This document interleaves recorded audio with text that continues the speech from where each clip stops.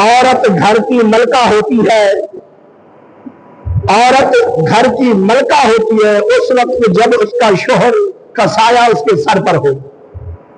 घर चाहे गरीब हो, औरत घर की शहजादी होती है अगर उसका शोहर जिंदा है तो। औरत घर की मालकन होती है अगर उसका शोहर जिंदा है तो। औरत घर का सारा कुछ होती है अगर उसके शोहर का साया उसके सर पर है।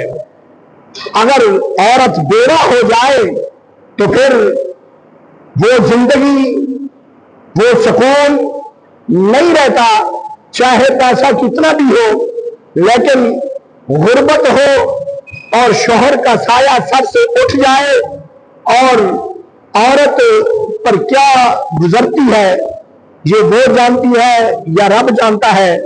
ये तो बस देखने वाले तो बहुत सारी बातें करते हैं, लेकिन ये रब का मामला उस औरत का मामला होता है, क्योंकि वही औरत चाहे घर की वो उनका घर गरीब है, वही औरत घर की शहजादी, घर की मलका होती है कि जब तक उसका शोहर जिंदा होता है, और जब शोहर इस दुनिया से चला जाता है वही औरत अपनी औलाद की वजह से और अपनी औलाद की खातिर दर दर पे धक्के खाती है, दर दर पे वो जाती है और पता नहीं कहां कहां तक उसको कौन कौन सी बातें सुननी पड़ती है औलाद की खातिर।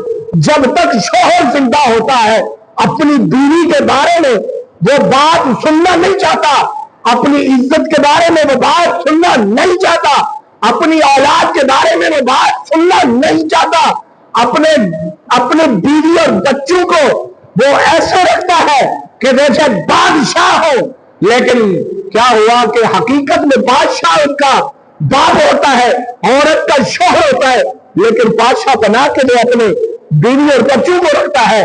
लेकिन बादशाह ही जब घर से चला जाता है, वो सिकंदर जुल्करनैन ने क्या खूब कहा था, चला गया उजड़ गया वो बाग जिसके लाख माली थे, उजड़ गया वो बाग जिसके लाख माली थे। अरे भाई सिकंदर जब दुनिया से चला तो दोनों हाथ खाली थे। भाई वो चाहे मलका हो, चाहे वो घर की सरदारनी हो, लेकिन जब शोहर का साया घर से उसके सर से उठ जाता है तो वो औरत दर बदर हो जाती है। वो औरत अपने बच्चों की खातिर बहुत कुछ मेहनत करती है, अपने बच्चों की खातिर बहुत दूर तक उसको जाना पड़ता है, बहुत दूर तक उसकी सोच जाती है। वही औरत जब घर में बैठे उसको सारा कुछ मिलता है। तो इसलिए अक्सर मैं कहा करता हूं, मेरी माँ और मेरी बहनों अपने शोहर की इज्जत किया करो, क्योंकि जिनके शोहर नहीं है दुनिया से चले गए हैं, जाके उनसे पूछो कि क्या बीतती है उनके ऊपर।